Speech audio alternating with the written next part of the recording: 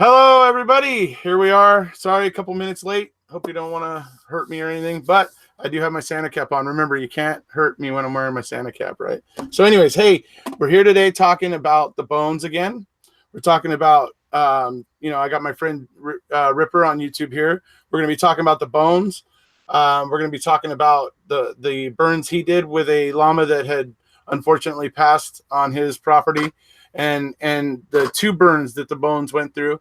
We're going to be talking about the Colburn Call a bit, and we're going to be talking about a case that's near and dear to our heart, which is the Joanie Goodwin case in Oklahoma. So it's going to be quite a bit, but we're going to start out with the bones, of course, talking about Johnny's videos that he did, and any other aspects that Johnny may want to explore about the bones. Okay. Hey, hi, everyone. For those that are tuned in, thanks. Don't forget to hit the thumbs up. It's free, and it helps this guy that's hosting this show today. So anything that you can do for free is always a good thing. That's right. Hey, before we talk about my videos, I did want to talk about something in one of your videos the other day that you guys, I think you guys discovered in the CASO reports back in 2011. There were some bones from the Manitowoc County quarry that were returned. And gravel pit. Yeah, to the gravel pit that were returned to the Halbach family. Right. Now, from what I remember, the bones from that area, they were not human bones, and Ken Kratz said that they weren't even worth spending 20 seconds on. He was only going to spend 20 seconds on them because they were so unimportant. That's correct. Right. So why did that sheriff's department give those bones to the Halbach family? Yes. That's what I want. I want to know why. Common sense would tell me because they were not animal bones, but they were human bones, and they probably belonged to the victim.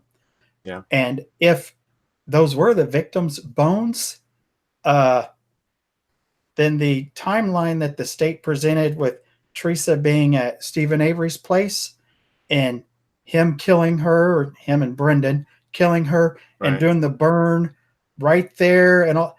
I mean, that couldn't have happened. Right. How do we explain the bones getting where they ended up? At the quarry, did Stephen go over there and do a burn, and then he brought him back to his house? All right. Brings him back to his own doorstep. Right. Yeah.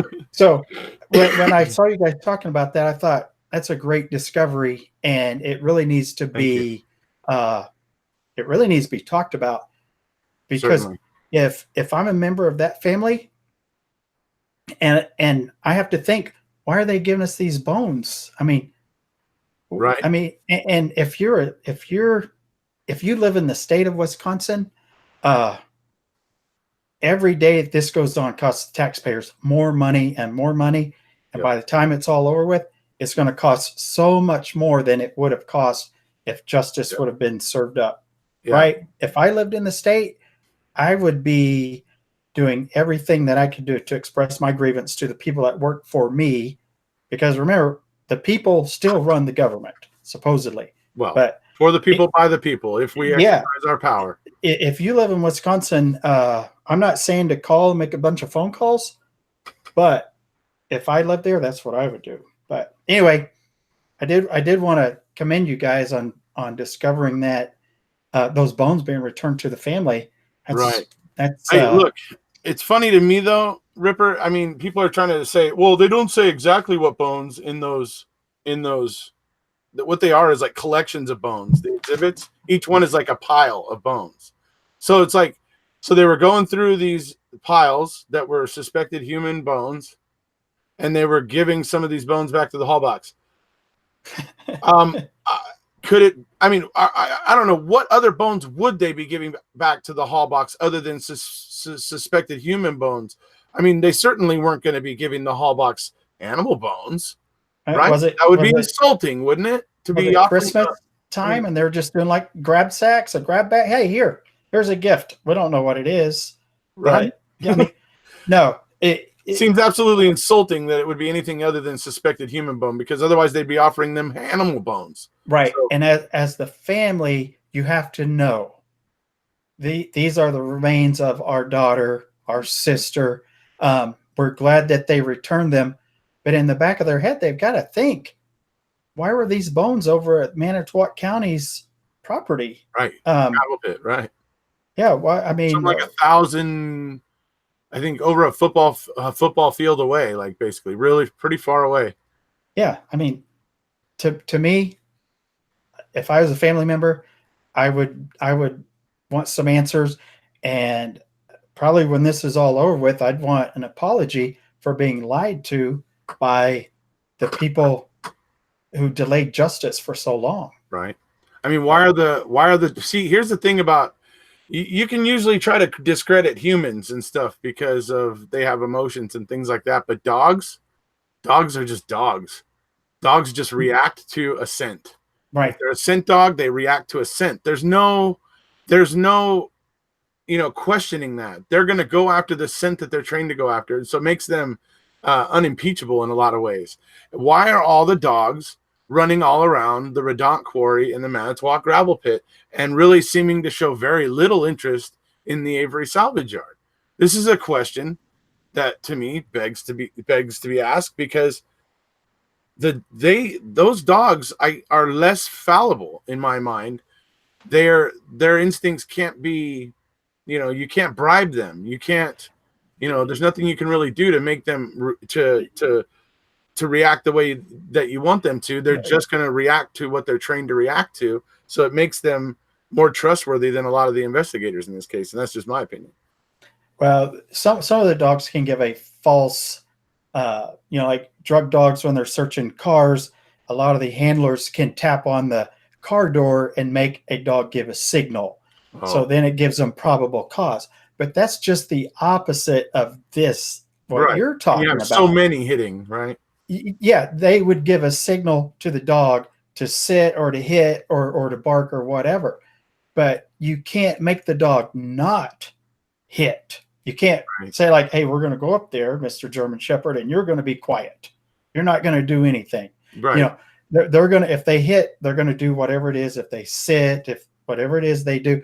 And there are videos that you can see where there are some people that will do it to get a false, right.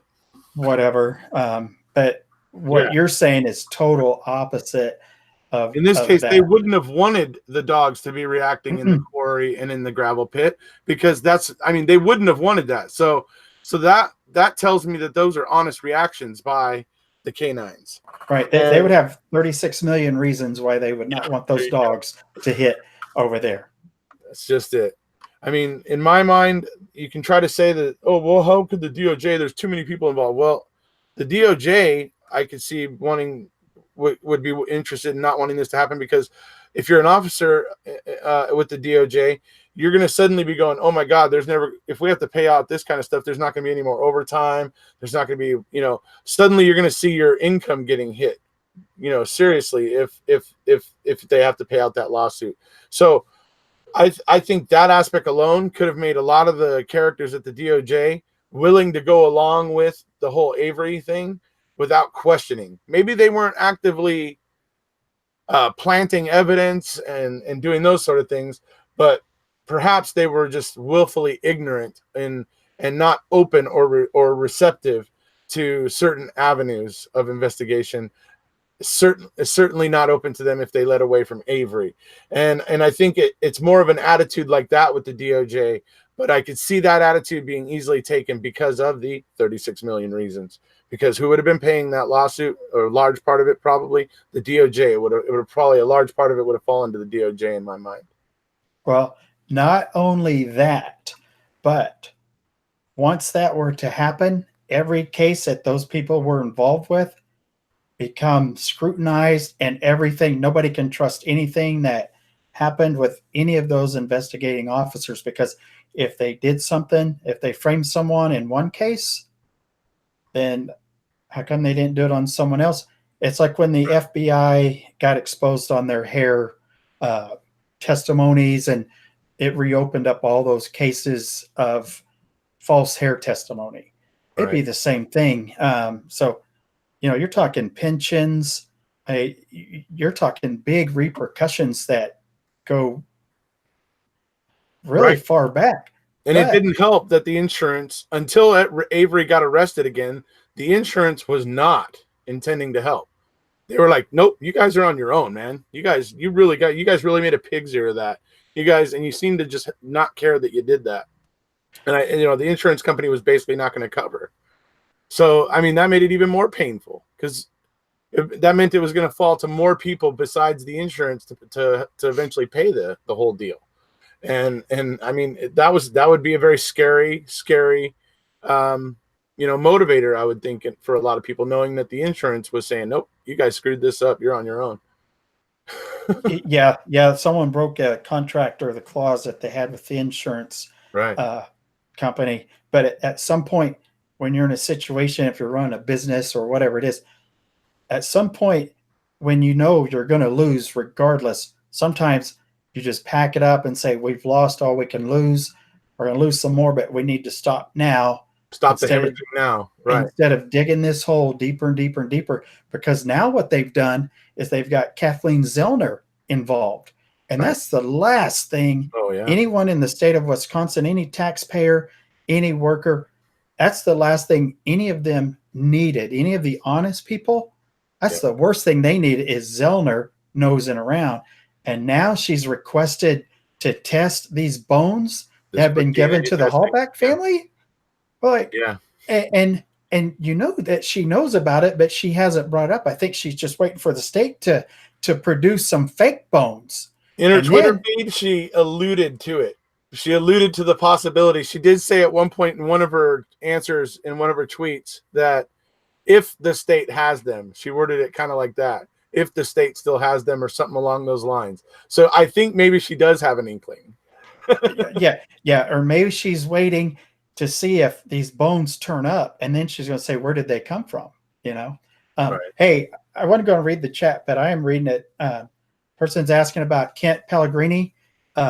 Kent is someone else that Kathleen Zellner represents. If you go to Justice for Kent on Facebook, you'll find all the information about Kent on there, but he's in prison for 8 years for a crime that he probably did not commit. So everybody go check that out.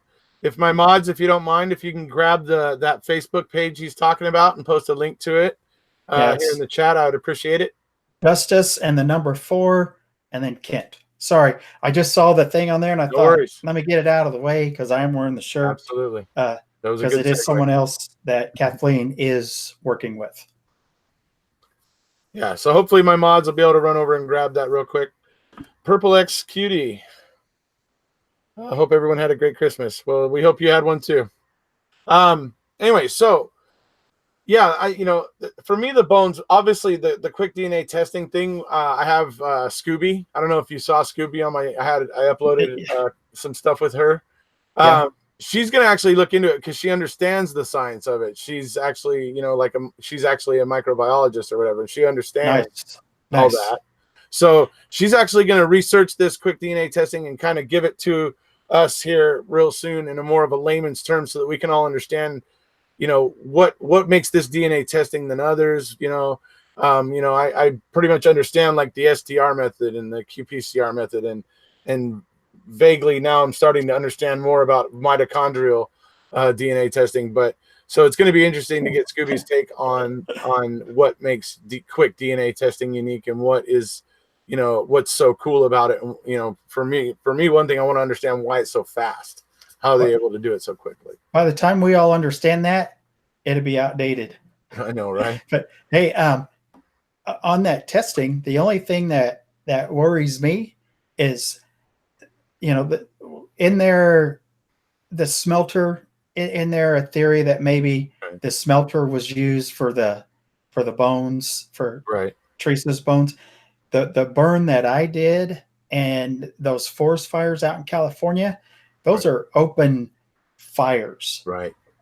They don't get as hot as a smelter fire would. So the only thing that worries me about that testing is if those bones were put in a smelter, that the DNA could be I don't know. Completely. Yeah, okay, I see what you because mean. it's a lot hotter It might fire have been than cooked out, right? yes, yeah. So I don't know because my fire, if you look up like the fire that I did with the llama bones, any fire in a fire pit versus a fire in a smelter or even a barrel, a burn barrel will be a lot hotter than Right. an open fire. You just have too much open air around the fire, not like a blowtorch. Right. The heat The has more directions to bleed away. And when you yes, start using a it burn barrel, you're escapes. starting to concentrate it into a more confined area. So yeah. Yes. Yep, Right. that's right. So that's the only thing that worries me about this new testing. But you know, I don't know how much stuff you can get out of bones, but I hope that they can get something out of it. Yeah, that's what I think will be interesting when Scooby reads the new affidavit and everything and gets to grips a little bit with the quick DNA testing. She'll be able to kind of break it down into layman's terms for us, and that'll be pretty awesome. So I guess now to move on to, obviously, everybody remember, check out the Facebook page, Justice for Kent. I know Denise is getting ready to put up a link for you guys here any minute, so don't forget about that. Remember, when that link comes up, go over and check out the Justice for Kent page. That's another of Zellner's cases, as Johnny was saying. So be sure to check that out. Let's see, any questions? Watch Ripper's Fire twice and watch the removal of the bones. I think you did a good job. Sorry about your llama. Yeah, we were all sorry about the llama. Yeah, thanks. That llama was part of the family. He used to come in the house when he was a puppy.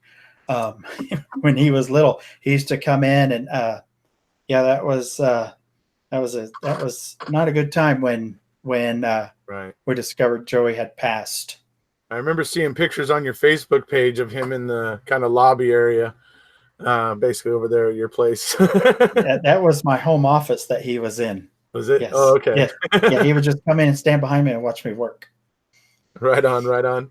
But yeah, poor Joey. Definitely. But at least from the misfortune of that, we were able to get some very, very useful kind of data. Really, Yeah, for the first time, and that was really kind of interesting. So it wasn't in vain, and so we remember Joey fondly here. Yeah, because what had happened, Joey, when llamas get scared, they lay down. Right. And we had a big rain, and Joey used to like to go swim in the lake. He wouldn't swim, he'd just stand in it. But after a big rain, he went out into the lake, and I think he got stuck in the mud, maybe, or he got too deep, and he laid down and he drowned. So it wasn't until 2 days later that he was discovered. So I had to use a tractor to get him out, but he was so heavy. Waterlogged. Yes, and he was a full-size llama. Right. Anyway, but when I dragged him out, he was waterlogged, and the skin was so soft that it was falling apart pretty much. So I decided that I would just do a bonfire right there where he was. Right, the lake, right. So what I ended up doing was putting a bunch of brush, sticks, and stuff on top of him, and other materials that you can't burn, that you're not supposed to burn, that burn real hot. And I did a pretty good sized fire there because he was wet, and I needed it to have a lot of heat to dry up all the water. Right. Yeah, but I did that fire just one night, and it was not as big as the second one that I did. Right. But it was a big fire. I mean, it burned everything up. And I went back maybe a week later and looked, and we had another rain, and it had, where I did it was a runoff into our lake, and ashes are good for water. So I wasn't worried about ashes going into the lake. But I could see like a perfect outline of Joey's spine, like his legs. I could see it after we had the rain had washed the ashes away. I mean, you could see that there was definitely an animal right there. You know, the spine was all together. I just left it there. And then it might have been a year later. I don't know if it was a year later or how much later it was when this, matter of fact, it would have probably been in the spring because that's when we get a lot of rain here in Oklahoma. So it was probably in the spring when he passed away. And then Making a Murderer came out in December. Yeah. So it was probably January or February when I did that burn. So those bones had probably been there for almost a year, maybe out there. But when I went back, It's the time even in the weather with sun. In the weather, right? With raccoons and you know, whatever other animals. We have dogs out here too that protect our livestock. So that actually reminds me, somebody had a question asking me about, did you see any like what looked like animal teeth marks on the bones as you were like moving them to the second burn location or anything like that? No, I didn't see any. No? Okay. But you know, if it would have been one of our dogs or a coyote or raccoon, they're going to probably take them and move them to a different place. My German Shepherd, when she'll just bring a bone up to the house from somewhere. Like it might look like a cow bone or a deer bone, like a leg or something. I'm like, who knows where she got that from? Right. But some of the bones were gone. They were scattered. You could tell that, you know, stuff had been in there. But there were some places where, if you watch the video, you'll see like the spinal column. The spinal column is still, parts of it is still in place, like the vertebrae are on top of each other. The teeth, I don't know if they were all there, but there were a lot of teeth there, and some of them, like one of them I picked up, there were 4 of them stuck together. Right.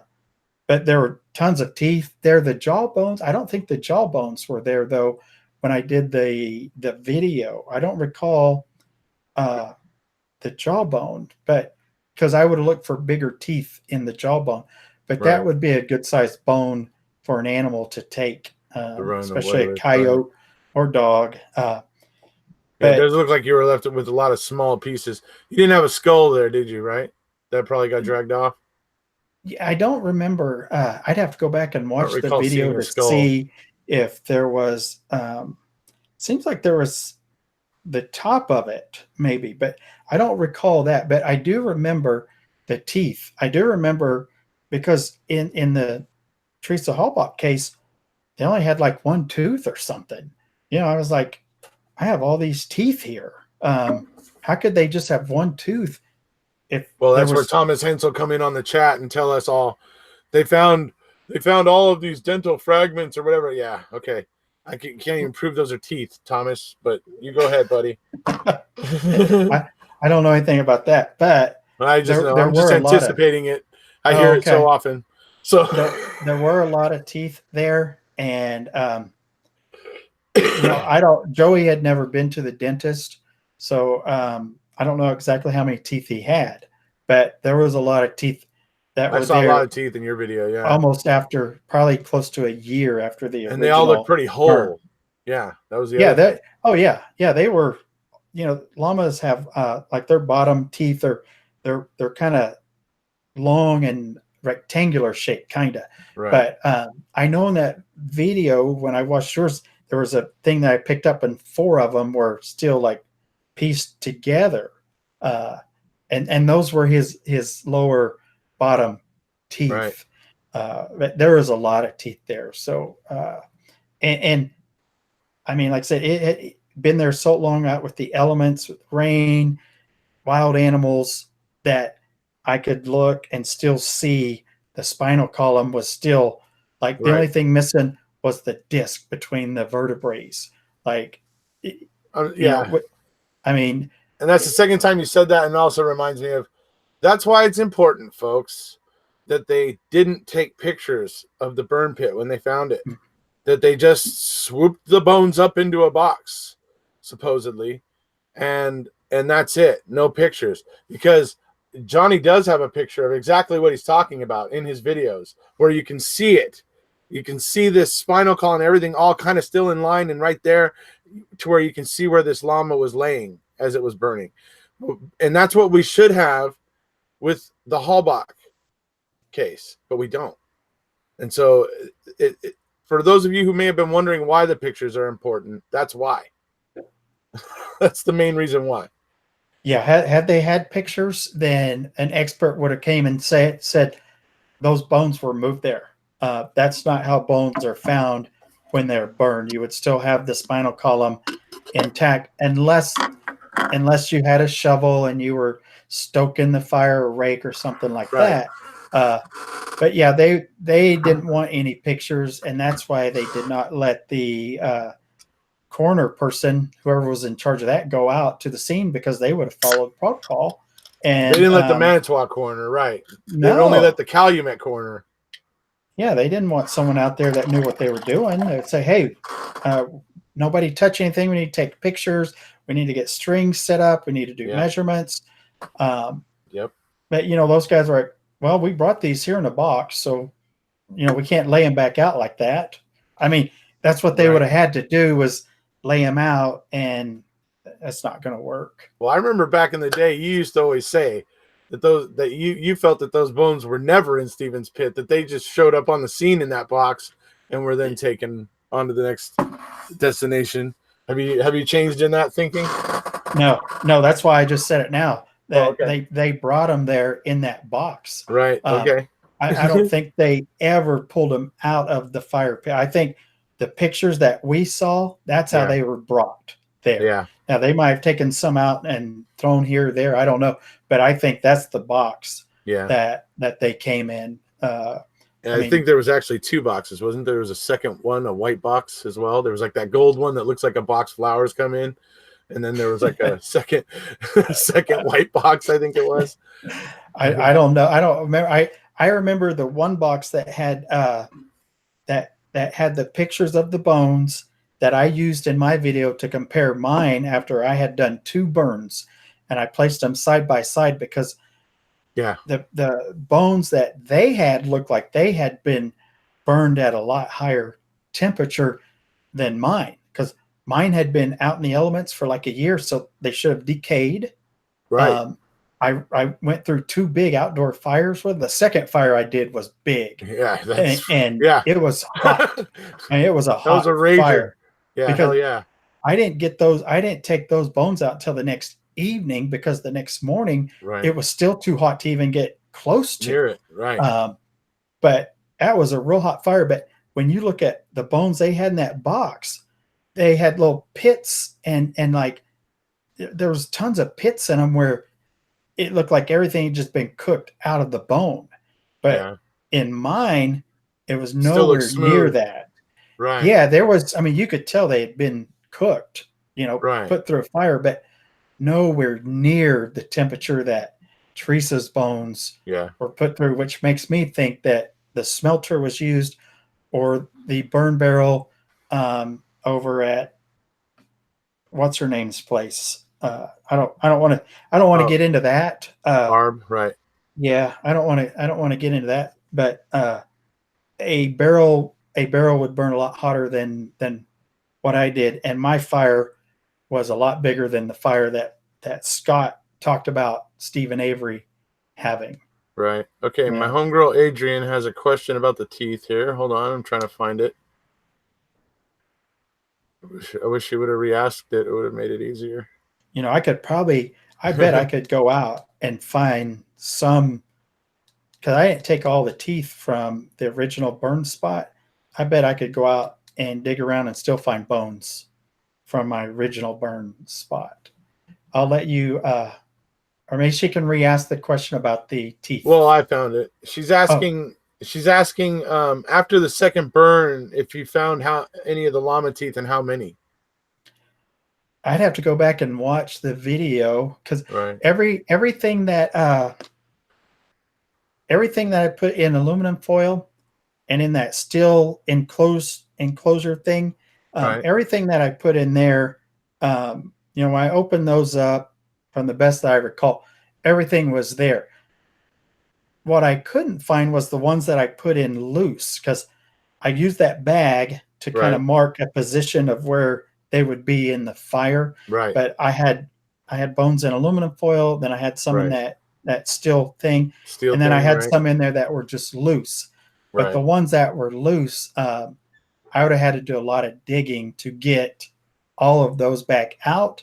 And then I would have had to do some sifting, because there were things that were burned that, were hardened, and it could have been pieces of wood or, I don't know, but I would have had to get a screen and done some sifting.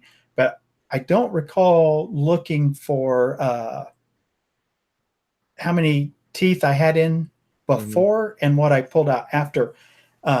When I did that video, my main focus was to see the condition of the bones after going through 2 fires versus the condition of the bones that the investigating went through 1 fire, supposedly. Right. Yeah. I wanted to see if I did a fire just as hot outside or hotter, if I could do more damage to the bones.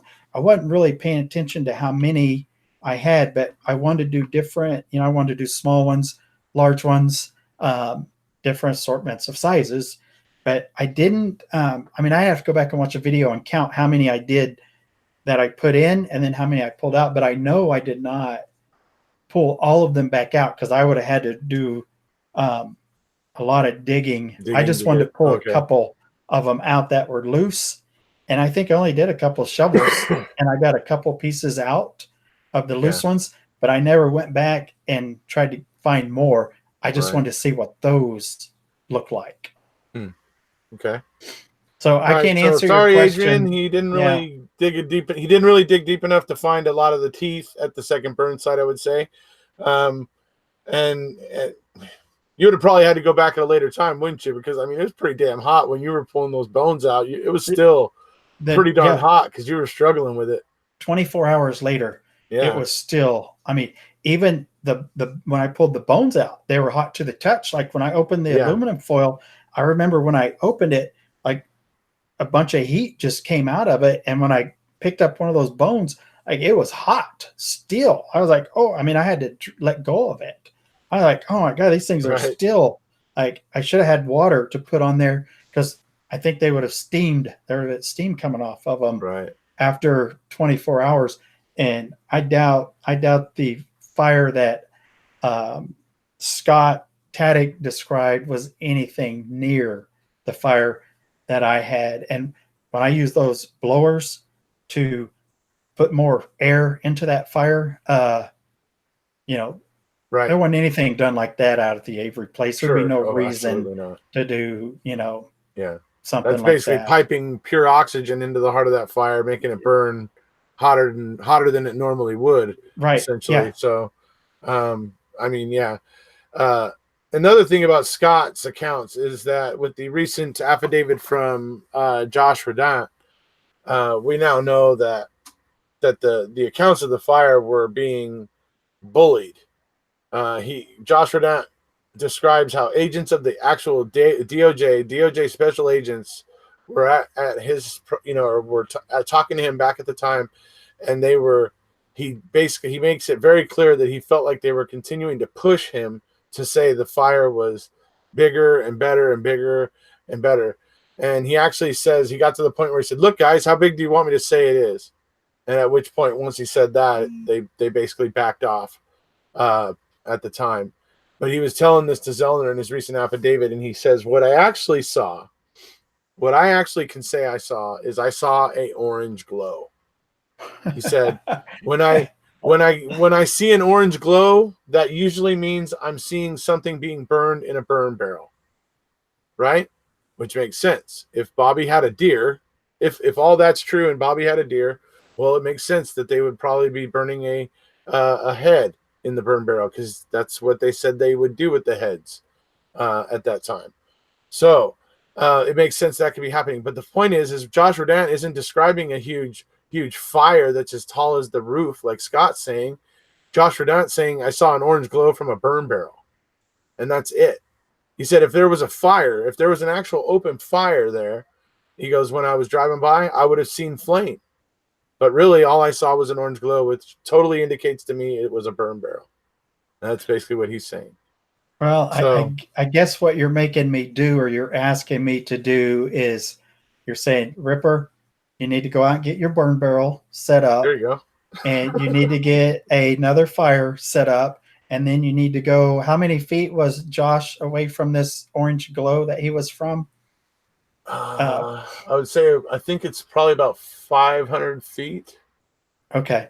So I need to go 500 feet away, and I need to do a video of a burn barrel burning from Yeah. 500 Allie, feet how far away. away do you think? Sorry, just a second. No, go ahead. Hey, Allie, how far away do you think Josh Redout would have been from the trailer when he was telling Zellner he saw the orange glow?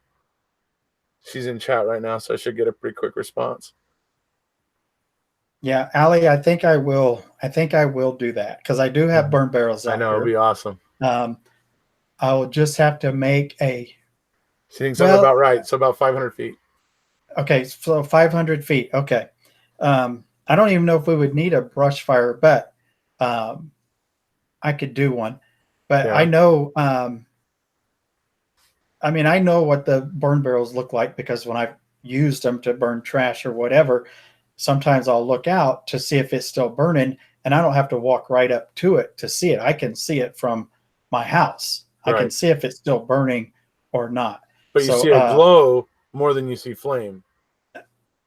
Yeah, depending on how long it's been burning. But I will I'll do that, and we'll have to get the time of evening so that we have the right, so it's not too dark or So I think it's probably about 5 to 5:30 p.m. in Wisconsin. October 31st. Been on October 31st. So yeah. Yeah, it so we'll starts have to getting check dark. out what the conditions would be like for that. So, yeah. Okay. That sounds like fun, dude. I'm kind of excited to see you come up with see what you come up with. Allie, you text me what time that would be Central Time, and I will do it. I have enough stuff that I can burn in a burn barrel, and I have a burn barrel. Cool. And I will measure 500 feet or whatever it is. And Allie says we'll get you the precise measurements, by the way. So. Okay. All right. I'll do it, and I'll start the video, and I'll just video the whole thing. Awesome. And we can watch it from beginning to end and see what happens. Sounds good. I bet we'll get an orange glow. And now, was there a building? That's one thing. If there was a building behind there might have been some brush, because he said he was looking at it where his vantage point was from the quarry. He was looking at the back of Steven's trailer, back of Steven's garage, back of Barb's trailer, where he basically would have had a direct line of sight on these things, except there might have been some brush and some like reeds or whatever kind of. We'll have to. I'm sure Allie's already going over Redon's affidavit at the moment, probably right now, trying to figure out all these things. So, but it was. I'm sure there was probably some slight obstruction that he wasn't able to just see like directly right at a low fire pit. But he says he was. I do remember him clearly stating that he was sure that he would see flame if there was an actual open fire, that he would have for sure saw flame.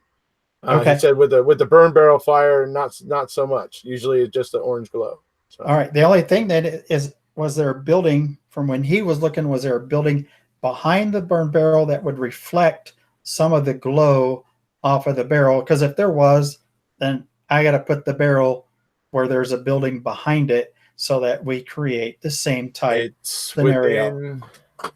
It's within about 10 to. It's kind of off of the corner of Barb's.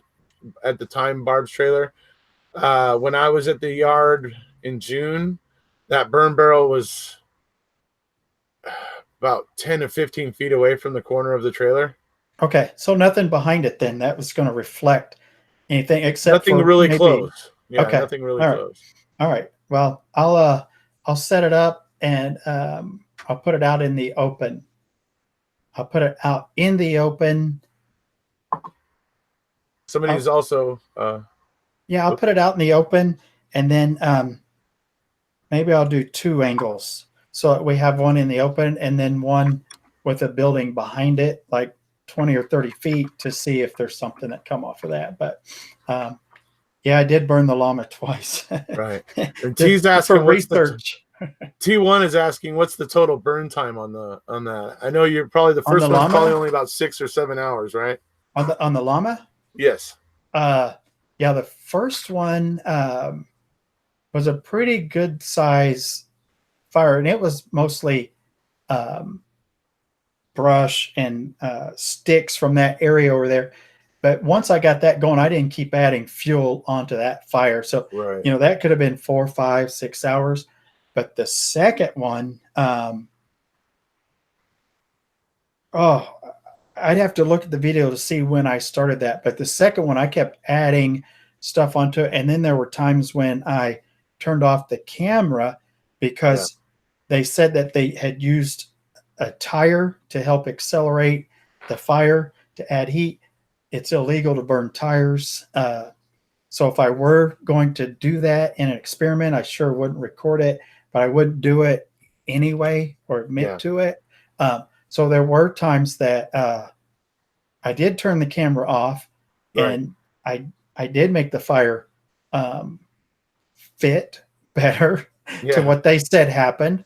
But the second fire I started, it was daylight out, like afternoon. Yeah, I remember it was still daylight when you started. But it was after 10 o'clock at night before I decided I'm going to go in, because I think I was out.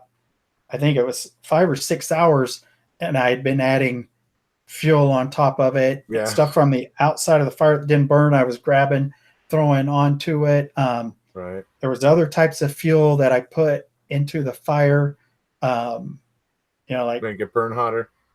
Yes. I did everything I could to make the hottest fire I could. I think, if I remember correctly, we estimated that it was a total burn time of about 13 or 14 hours back when we originally were talking about all this back in early 2016, after we had all just finished watching MAM1. I think that's because I remember I was helping you share these videos when you were putting them out. I think that's what I remember. We had determined roughly that it was about a 13 or 14 hour total burn, counting both of them together. And the second one certainly was longer. So I think we might have calculated the first burn to be about 5 hours. Yeah, I think probably, because normally if I do a brush fire out here, I just do a normal burn. I know after about 5 hours, I can go check it, and I don't have to worry about anything. It's not going anywhere after that. I can normally call it then. But the second fire I did, the thing that was so crazy about it is when I went out there the following morning, it was too hot for me to even get close to pull the bones out. So it was a really hot fire, but underneath all the ash, there was a lot of hot coals the next morning, because I tried to dig some stuff out, but I couldn't get close enough. I mean, it was just so much heat radiating off of that fire that I waited till the next evening before I started pulling stuff out. And even then, it was still pretty hot. Right. Somebody's asking a question going back to the quick DNA stuff kind of thing, saying, do you think the 3 piles of bones found in the gravel pit might turn out to be more than one person's bones? How many missing people? How many missing people did we have in that area back then? I mean, that's what we would need to know. Yeah, I do remember there was supposedly another woman. Something is tickling my memory about another woman that was killed in that area in the 70s or something, I think. If I'm not mistaken, but actually, I'm reading this about Kratz claiming the bones were intertwined with wires from the trees. I think he claimed that it was intertwined with wires from the tires. Isn't that what it was? Yes. Yeah. The steel belts after the rubber burns away. Right. And one of Zellner's expert tells you how once that rubber burns away, those things start netting, like balling together. It's like better than Velcro. Right. So. Yeah. Well, anything that Kratz says, I don't want to get started on that, because for someone to come out and point their fingers at someone and call someone a psychopath, he's trying to take the focus off of him and place it on someone else. He's the last person that should be calling someone a psychopath. In my opinion. Yeah, but, absolutely.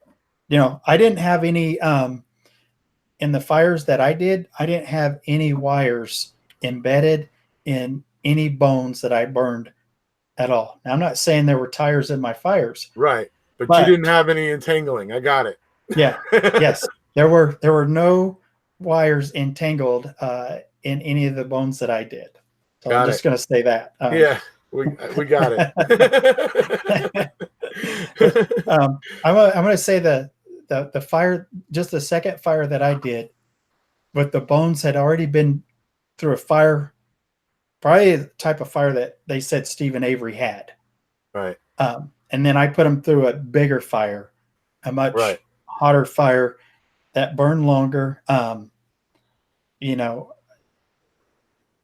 there's just no way that when you look at the bones after my burn, after my second burn, when I do the side-by-side pictures of the bones that were in evidence, when you look at them, you can see a big difference. I mean, my bones never were put in the kind of heat that Teresa's bones were put into, which really makes me think that someone had, I think someone's alibi didn't match up for something or another, to where I think we can make a timeline where there was time where those bones could have been burnt at a smelter, or a body could have been burned at the smelter. I think there is a timeline that would fit into. Yeah. Well, Zellner, with her theories about Scott, I mean, he had access to one. If he had access to one, and the opportunity where Teresa was missing, I mean, if all that stuff fits, then you have a theory there. And then, of course, my thing has always been you go where the evidence leads you. Right. And that is not what they did in this case. They did not follow the evidence. What they did was they tried to make evidence fit into their theory, and then they fabricated stuff to make it fit into their theory. And confirmation bias. after a while, it'd catch up with you. And like Zellner says, the science will always catch up with you. We just don't know when it will happen. It's always moving forward. But I'm going to tell you, what you guys discovered on the bones being given to the Halbach family. Yeah. That tells me everything that I ever needed to know right there. That confirmed it for me. I was like, would you say that basically, I mean, to my mind, that basically means the state has acquiesced to the fact that those are Teresa's bones, therefore nullifying the need for Zellner to do any testing of them. Yeah, that's kind of the way I'm looking at it. But I know that the courts don't always look at things the same way that I do. But for me, that's like a huge kind of leap of, or not leap really. That's kind of the obvious leap there. Because that means they obviously believe those are Teresa's bones. So isn't that basically stipulated? I mean, you put someone under oath that returned those bones, and the first thing you say is, why did you give those bones to her family? Right. Because they were animal bones. I don't know. They just needed something for closure. So you just gave them some bones? That you weren't sure about? Right. I mean, if they say that, that's pretty evasive, and, there's just no getting around that they gave those bones to the family because they knew they were human bones, and they know that they're Teresa's bones. I mean, I just don't see any other reason why they would give them to that poor family. I mean, you trying to make it. I mean, the family's been through enough already, and there's a lot of victims in this case. And I'll tell you, the guy that's suing Netflix and the two girls that made it, and that guy is not a victim. But for that guy to be suing, that is the least of any victim in this case. But there are a lot of victims, and her family is one of them. Stephen Avery and poor Brendan, the families of both of these people. Yep. Every taxpayer in the state of Wisconsin that's going to have to cough up extra tax dollars because the government. You hear that, Dorian Hawkmoon? He's talking to you, Dorian. That's who he's talking to there. It's going to come out of every person that pays taxes in the state of Wisconsin. It's going to come out of their pocket. They might not think it will, but it will. And I feel for them. It will, and it is now.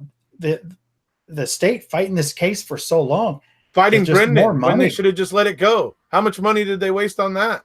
Appealing that and all that and all the money that got wasted there. They could have paid $36 million a long time ago.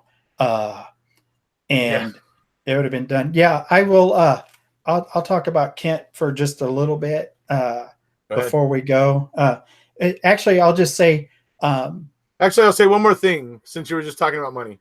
The funny thing is when Stephen got out, he only wanted $1.1 million, and he would have went away. He wouldn't have been a problem. He would have gone off, rode off into the sunset, and got property and tried to basically live on his own. Okay, the state of Wisconsin didn't want to give him that. They only wanted to give him $400,000, basically, right? And that's what it came down to in the end. Then look at what they spent on the Halbach investigation. From what I've heard, the dollar amount is basically just over $1 million. What would have been easier? To just give Stephen his $1.1 million and then he goes away, or the way that they handled it and the money that they've spent. And by the way, $1 over $1 million on this investigation. I think somebody needs to start screaming for their money back because they got a pretty crap investigation for $1 million. Sorry, go ahead, buddy. No, it's okay because they're still spending money on it, and they're probably spending more than what's being reported. I would assume. I would assume that not everything is being shown. I'm sure there's other things going on that we don't know about that will be covered up. But the reason they didn't want to pay, like any state that's being sued for a wrongful conviction, is they don't want to admit guilt because it will open up all these other cases that they were involved in. So it would cost them a lot more than the 1.1. But like we talked about earlier, at some point you say, you know what, let's stop the hemorrhaging. Let's just pay it. Yeah. Let's just take what we're going to get and let's take our move medicine on and stem this tide, basically. Yeah.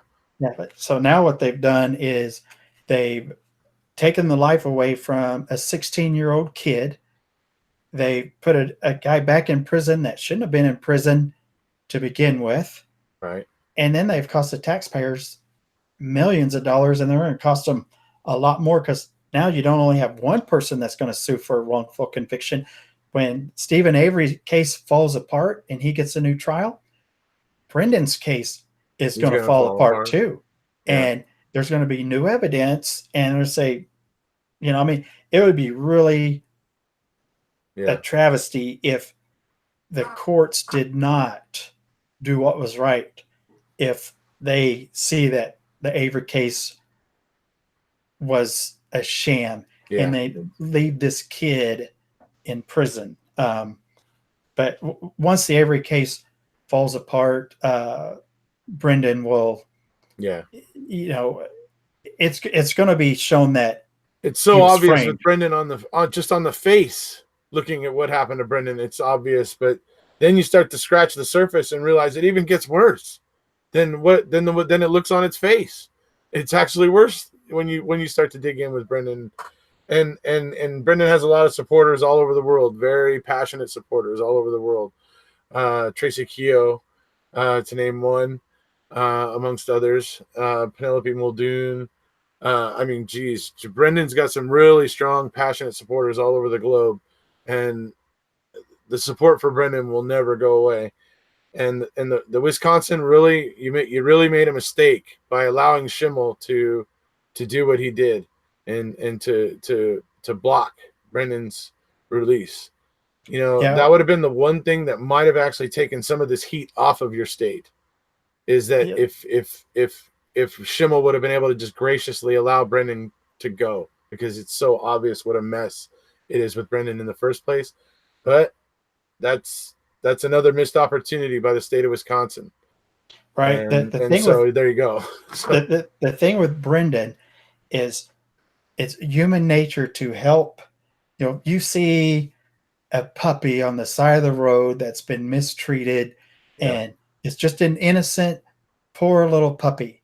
It's human nature for even the meanest of people to stop and say, we got to help this poor little soul. And in Brendan, you have that. You have this innocent kid that had nothing to do with this whatsoever, and was used to to put Stephen Avery in prison so that the state wouldn't have to pay a wrongful conviction lawsuit. Right. You can't use a kid like that. So that's why he has so many supporters, because people know that this is just an innocent kid. I mean, it's so obvious, right? And I don't mean innocent like innocent of the crime. I mean innocent in life. I mean, he's confessing to a crime that he obviously didn't commit, because he's saying, "Oh, I just need to get back to school because I have a paper." He clearly does. It's like he doesn't understand the things that he's trying to tell them. That's how innocent he is. Yeah, I mean, exactly. It's horrible. It is. It's so wrong, and I just don't know how nobody from this little group of investigators has come forward and said, you know what, I have to confess. I'm not good with what went down with Brendan, right? Yeah, I mean, at some point, you got to think. I'm going to die, and if these people do believe in an afterlife or whatever, at some point they got to think, how am I going to be judged? Then, I mean, we won't talk about that kind of stuff, but I would just think somebody from that group would have to, at some point, come forward and say, you know what, we did wrong. But if they do that, it's going to cost state too much money, and their buddies are going to be mad at them, and so it's too bad. Well, Colburn already set that in motion. I think once Netflix's lawyers start the depositions, I have a feeling Colburn's going to be wanting to run for the hills and wish he never started that ball a rolling. Well, yeah, that's the thing. If you don't have a clean record, you don't want to sue anybody, because you're going to be brought into it, and anybody that was involved is going to be brought into it also. So you better hope everybody has the same exact story that you have, because I mean, you're going to be under oath. Is everybody going to tell the same lie? They might, but why even take that chance? It's not a lawsuit he can win anyway. Right. I mean, he can't win that. And his attorney, oh, good grief. Greaseback. Oh my gosh. Good old Greasy. I just don't know what Andy was thinking in letting that guy represent. If I was going to do it, that'd be probably the last person that I would let represent me. Yeah. So, all right, here's Kent had a domestic charge against him with his, I think it was his ex-wife at the time. Basically a he said, she said type thing. But I can't talk a lot about what I know, because I've talked to some people pretty close to Kent. But there's enough evidence to show that Kent should have never been sentenced to 8 years in prison, because someone was mad at him and made some false police reports. And then instead of coming out later and saying, I was just mad because he was dating someone or something like that, they just went along with it. And the next thing you know, this guy's in prison for 8 years. Right. But there's been enough messages behind the scenes from the person that put him there that show that they lied when they were saying all this stuff. So it's, to me, it's a slam dunk case because of what I've seen. Right. But it just takes so long for the court process to get through it, but he was supposed to have a hearing this year, and it got delayed to 2019. So now, another year in prison. But he's got Kathleen on his case, so it's just a matter of time. But if you go to the Facebook group Justice for Kent, you can learn a lot of stuff, and it should have never gotten that far. There was some people that she knew that was high up in the court system, and that also played a role in him getting an 8-year prison sentence. So, it's a bad deal. Well, maybe the wrecking crew will go over there and dig in, and they'll come up with a video for me to do. That would be great. And Kent's fiance Emily she would love some exposure on this case. Yeah, Yes, that's good. they That's need good. it. And also to the wrecking crew, another suggestion is another one you guys might want to look into is the Adam Brazil case. Sorry, go ahead, Johnny. No, Talking as about I said, Kent today, though. I was going to do some videos on Kent's case, but then I got really sick, and that's when I just quit doing uh, everything. So I never really had time to do it. But I had gotten, and I still have the information. Maybe I'll share it with you. Then you can share it with your people. Okay. And then I wouldn't mind making some videos, but it's still pretty hard for me physically to do a lot of stuff. But Right. I will do the burn barrel experiment. Cool. I will do that because I want to see what an open fire looks like from 500 feet away, Right. opposed to a burn barrel from 500 feet away. Right. I have in my head, the burn barrel is going to block the fire, but you will see light coming from that burn barrel. Right. Yeah. You will see it, and it will be orange unless you're burning a bunch of plastic, that burns like blue or something. But Right. yeah, I'd be happy to do that. Yeah. I think a lot of That'd be people are probably easy. looking forward to it. That'd be easier than digging up bones. Yeah, definitely. On the Colburn thing, if you want to talk about that, the Colburn Call. Yes, the call, because a lot of there's I don't know how many comments are on the video. Too many to keep up with. I can't answer them all. Dude, you're over 600,000 views on that thing now, dude. I mean, yeah. And what's crazy is video's off the hook. That video was taken down by YouTube for almost 2 years, maybe. And I didn't think about appealing it or anything until you texted me one day, and you said something about I can't find it. Where is it? Well, yeah, you texted me. That's when I found out it had been taken down. But then you texted me maybe a year later or something, and you'd said something about that video was good or something. I wish it was still there. And then I thought, you know what? I should just go ahead and appeal it, because the only thing I used in the video was newsworthy information, which under the Fair Use Act is allowed. So I appealed it, and like 3 days later, they put it back up. Well, there you go. So if had it been up there for all that time, who knows? Yeah, how many it would have, right? Yeah, but I remember in the first 5 or 6 months, dude, that thing was already at 300,000 views. I remember before it got pulled. Yeah, and then after it got put back up, after the second documentary came up, it was getting about 10,000 views a day. Is what it was getting. Nice. Fallon, the fire was white hot. And if I did a burn barrel and kept, you can do a burn barrel what I do with mine is I put holes in the bottom of the barrel so it sucks air in from the bottom, so that it creates more heat, so it burns cleaner. But when you do that, you get a really hot fire. I've had my barrels glowing red before because they're just so hot. That's what some people were saying in the chat, that they've seen actual burn barrels get so hot that they were almost melting.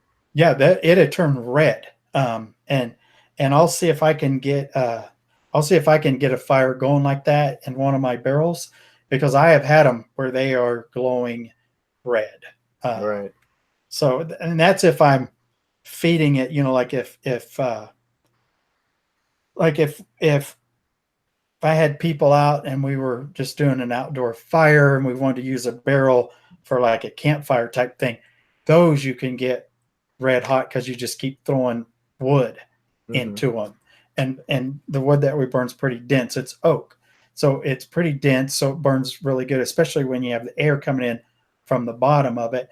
And most people that live in the country that's going to burn deer carcasses and things like that, they know to do that. They know to get air coming in from the bottom. Otherwise, you have a burn, and then when you go out the next day to dump it, the bottom fourth of your barrel didn't really burn. It got hot, but it didn't burn up. So you have all this caked crud in the bottom of the barrel. So if you're burning deer heads and things like that, someone should check. Someone should check if those burn barrels out there had holes in the bottom of them to create the airflow into it. But yeah, I don't mind. I think that would be very interesting. Yeah. To do. And I think a lot of people were excited about it when you suggested it. So I think you're onto something. It'd give me some motivation to go outside. Hey, right on. I used to love your videos when you would walk around your property, buddy. It's pretty nice property. It's not too bad. Yeah. On the Colburn Call, on that video though, when that was done, I never expected it to blow up like that, right? But I knew that there was something there, because even when I listen to it today, if I have these here in these earbuds, I can hear it plain as day. Cars here, cars here. I mean, and if you watch the documentary on Netflix, and when they play that phone call in that courtroom, you can hear it there too. Yeah. When they're questioning Andy in there, you can hear it. Yeah. In the courtroom. And when I caught it, I was like, oh, someone added it or what, something's wrong. But I went back and watched it on the documentary. I'm like, it's in there too. Right. How did they not catch that? But to me, I could even listening to it now, it's plain as day, cars here. And after watching the second documentary, knowing what we know now, where Teresa's car actually was before it was taken to the salvage yard, and knowing that Andy found it down the road from the gas station because the guy told him that car's right down there. We know that he went down there. He called it in. From that spot. And I don't know who he had with him. Yeah. But whoever he had with him, he calls it in. The dispatcher comes back and says it belongs to Teresa Hallback, whatever. And as soon as the name is said, whoever it is with him says the car's back here. To Teresa Hallback, and that's car's here. Yep. Yeah. I don't know who is with him and who they're talking to on the phone. But, I had a lot of people say it sounds like a dispatcher. It sounds like someone in the dispatch office. Now, then if that was the case, they'd see the car's there. Yeah, but here's the thing. When I grew up, I don't know how big that sheriff's department is. When I've seen the tree of, the sheriff and the people that work there, it doesn't look like a very big department from what I've seen. It looks about like the size of the department of the town that I grew up in.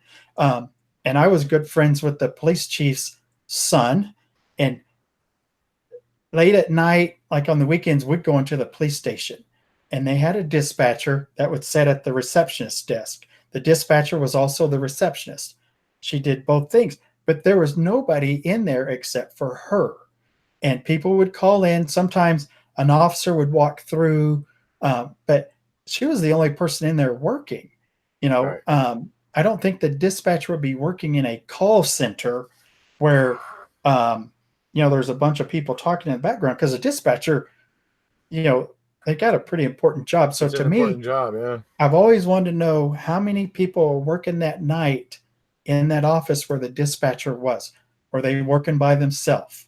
If they were the only one there, then there's no way that there's someone in the background saying cars here in the dispatcher's office. It's someone with Andy that's saying cars here, because they're looking at the car.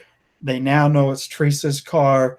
I mean, when I saw the second one and that guy said, I ran into that guy at that little convenience store. Imagine how surreal it was for that guy when he was watching Making a Murderer or watching Colburn testify. I mean, that guy must have been going, what the hell? Yeah. You know what I mean? I can only imagine what it was like for him. I mean, I'm just like, um, I'm just like, now it totally makes sense because I haven't looked, but my guess is that um, after that guy told Andy the car was down there, I'm going to assume it wasn't much long after that is when that dispatch call Right. happened. I haven't looked at the dates of when that guy said he saw Andy at the store or anything, but my guess is that 20 minutes later after that encounter, Andy's on his walkie-talkie or his radio calling that license plate in, and someone like, car's here. I Yeah, mean, it's on his phone actually. That's what they've was it determined. his phone? It's Yeah. actually a phone, right? Yeah. I mean, that's pretty obvious to me. Yeah. You know, So, okay. So, hey, I Alan see. was asking Johnny Yeah. your Okay. Go ahead. thoughts about what if it was a fire pit that was lined with rocks and everything, and therefore, do you think that would make much of a difference? I personally don't think it would. It might make a little difference, but I would think not much. As we're saying, it's got to really be encompassed on all sides for it to trap that heat in. But what do you think? Well, we need to discuss what type of rock then, because there's different types of rock that absorb heat, that hold heat, that reflect heat. Like sandstone would not be a very good rock to Right. hold heat.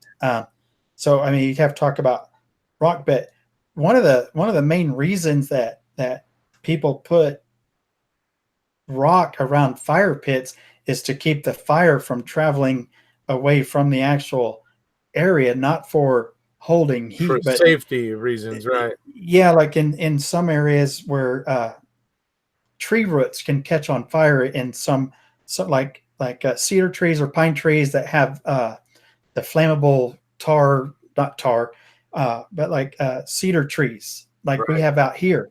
Um, they have a really Flammable sap. combustible sap in them. So if you're burning in an area like out at Oregon that has a bunch of pine trees or whatever, then what they would do is they would put rocks in to keep the fire from burning Oh, the the sap roots from out. splattering out. Because Okay, it would, got the it. roots would catch on fire and then it would create a forest fire. So the Right. rocks prevent the roots from continuously burning, they smother it. Uh, But a lot of people now, they think you put rocks down to make it hotter to hold heat, which it does if it's the right if you do rock. it with like cinder blocks and engineer it and everything, I would imagine, You could, but if you're gonna, you have to.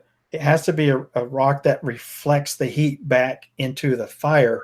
But even then, you have so much heat escaping from the.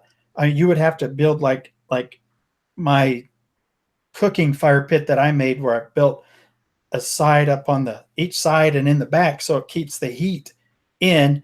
The air is sucked in from the front, and then it makes the heat go up like a chimney. Right. But you would have to have the rocks up pretty high and reflect the heat back in to create, I think, enough heat. But I don't think that would make enough heat to make it as intense as a burn barrel or a smelter, Right. because the heat just has too much room to escape. I mean, the heat is just coming out of the side. I mean, it's just Right. You don't have it in a confined area. And anytime you're not covering the top, you're leaving the one place where heat goes to escape. It Straight up. rises. So yeah, I mean, I mean, anytime you're not covering that, you are losing quite a bit. But with a burn barrel, you are enclosing in 360 degrees, which is a significant blockage. So it yeah. does raise those temperatures up a bit.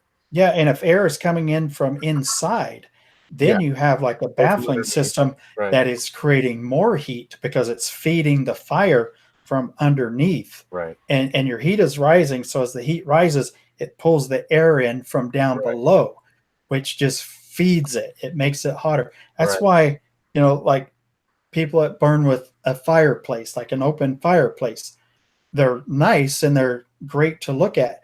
But as far as efficiency, they don't do a very good job because most of your heat escapes out of your flue or your chimney. Right. Wood burning stoves work really good because you close the door, you can close the damper so you allow a certain amount of air to go in, which feeds the fire. Mm-hmm. A fireplace, too much heat escapes. Same thing with the open fire. So I don't think even if you did a bunch of rocks that were reflective of heat, I don't think it would be any hotter than that fire that I did, the second fire. Right. I never had a fire that hot, and I've done a lot of fires. I've burned we have 40 acres of trees out here. I've Right. burned a lot of brush, but I've never had one like that. That was intense. That was an intense fire. Right. All right. So, I think we've covered our first couple topics. I guess that and we've covered Kent, obviously. I guess that leaves Joanie. I know we'll be probably giving some of my subscribers here an education. I know I did a video about Joanie Goodwin before MAM2 came out, when there was a break kind of in the case recently. I believe it was Cold Justice with the Oxygen Network, Johnny. Yes. They did a show on it. And here's let me kind of back up a little bit. Yeah.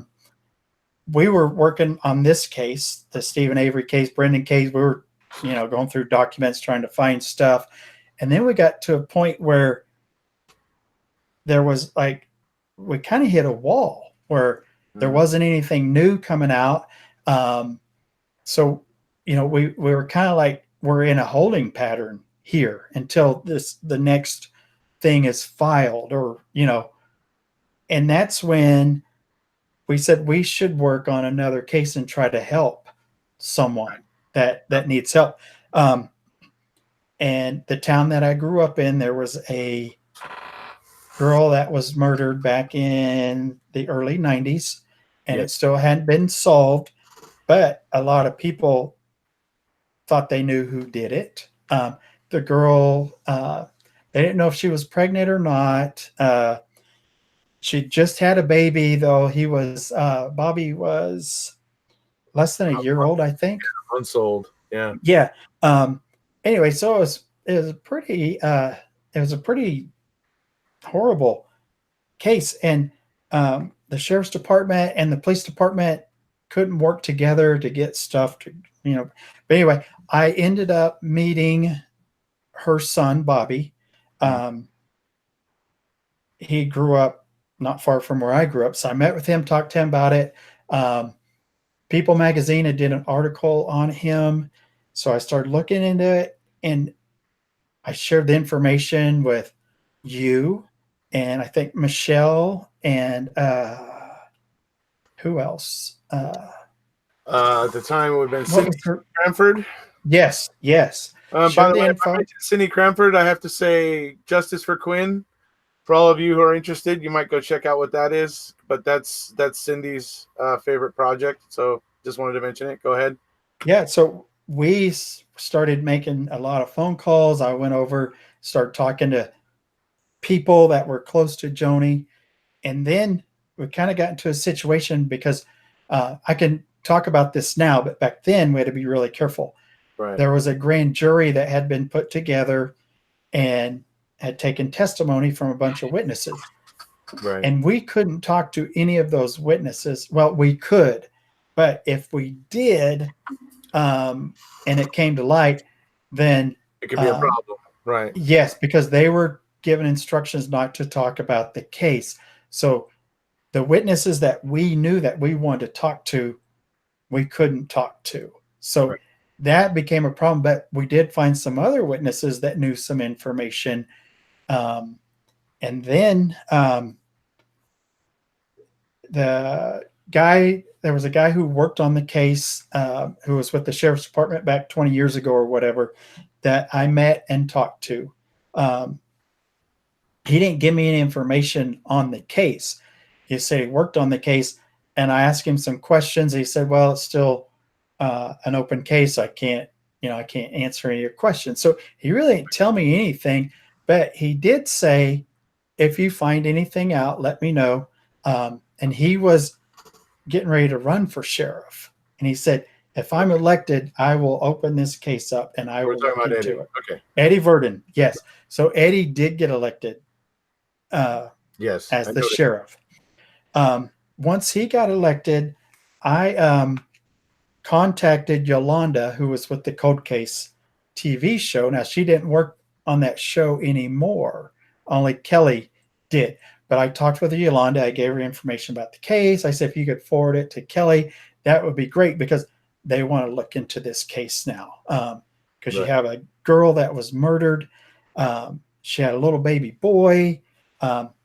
Anyway, probably a couple of months later, I got a message from someone saying that the cold case team was going to be in Pawhuska in a couple of weeks looking into the case. So I was like, oh, that's good. Anyway, long story short, it just came out 2 or 3 months ago, maybe. I know it was on YouTube, the episode was, but they did make an arrest. And it still is an open case, so I don't want to talk too much about some of the things that I know. But they did make an arrest of Joanie's roommate. At the time, which is who we had as our number one suspect. When we had put everything together, everything kept pointing to this one person. Anyway, so she is arrested. I think her bond was $1 million or something, but she's out on bond. But you really need to watch the show, because it's was it 30 years, over 30 years now? 91, almost 30 years. Yeah, would have been pretty darn close. Yeah. Yeah.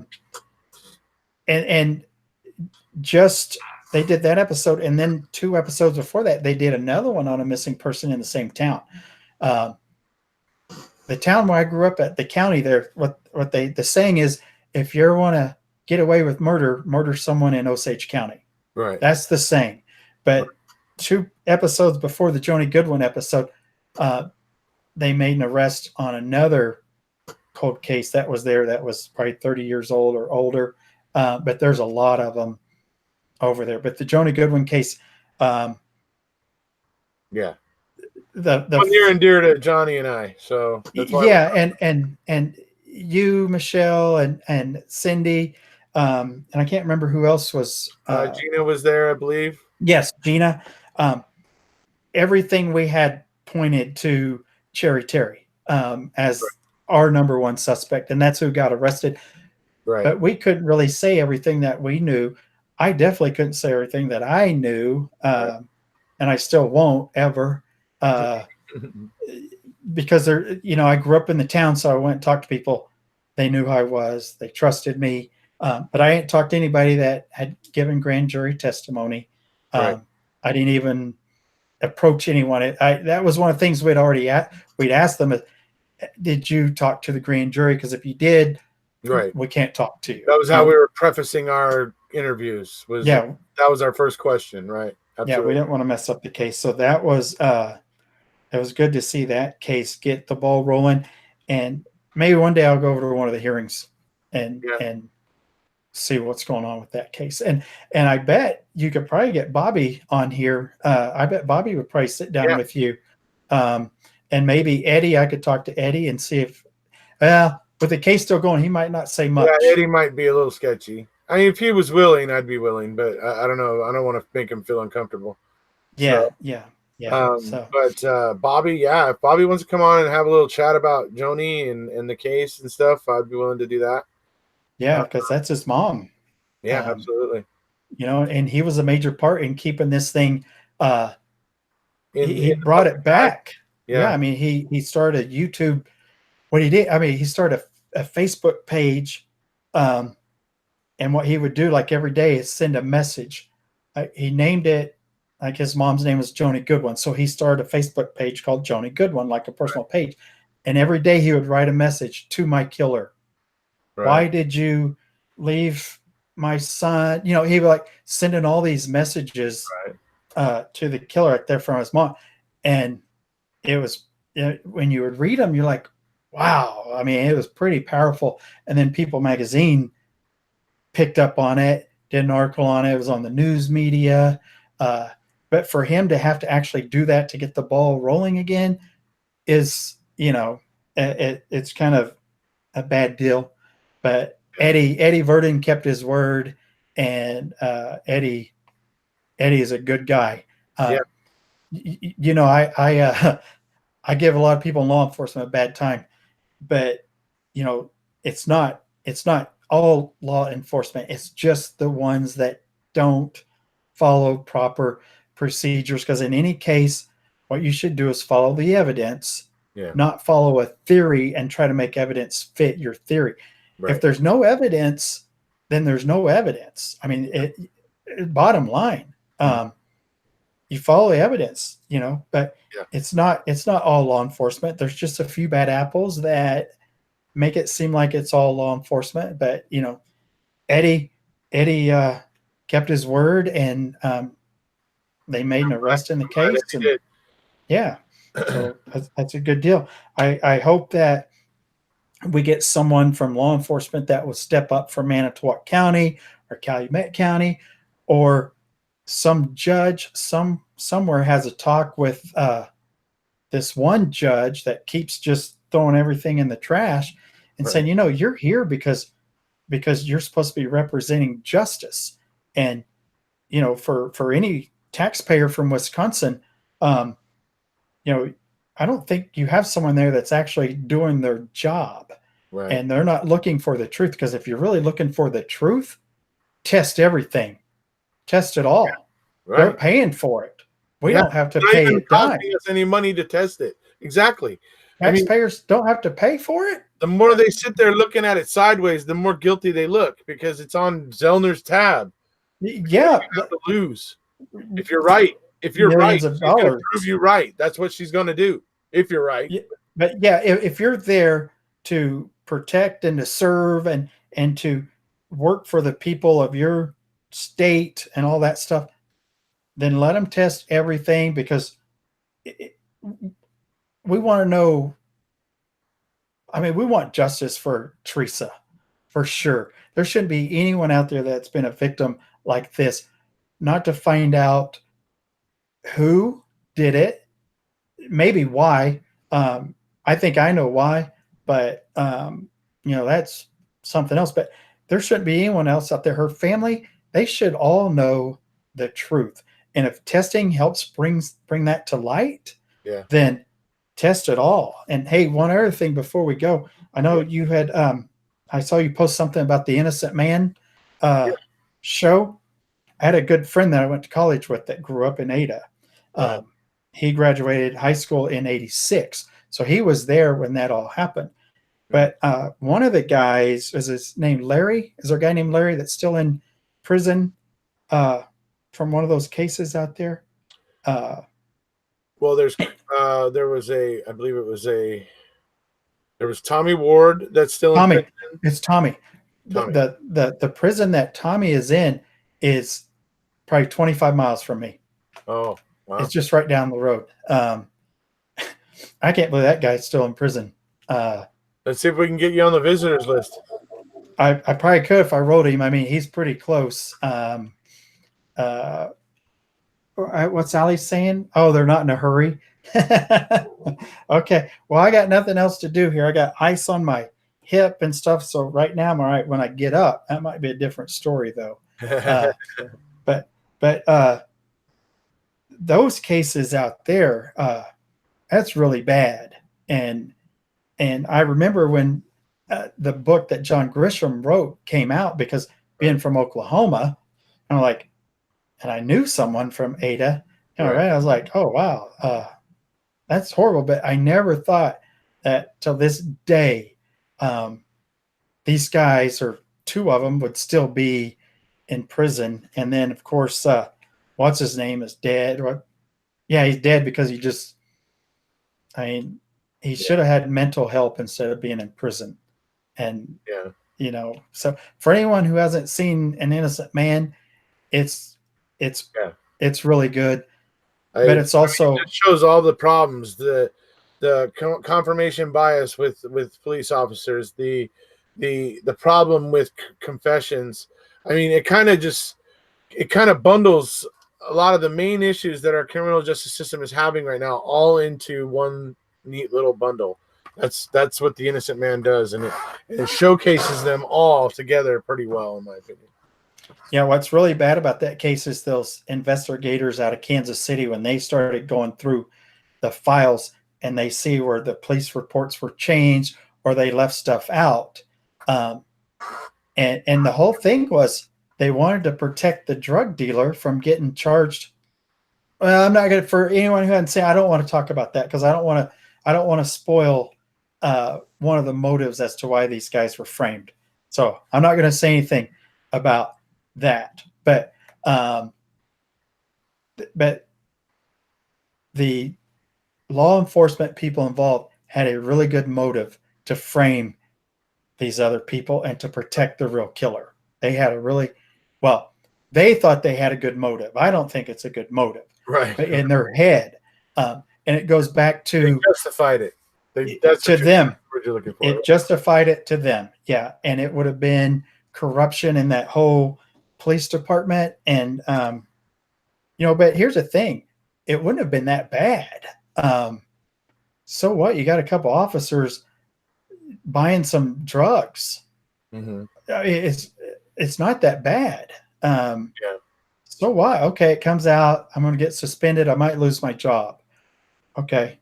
I mean, and you can recover. End up, a state away in a whole new jurisdiction, and they're back to being cops again. I mean, that happens all too often. Right. Yeah. Or they could go work for a private security company overseas somewhere.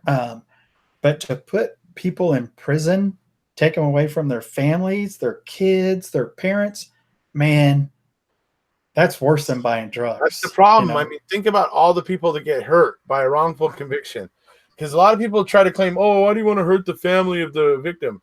Well, think about who a wrongful conviction hurts.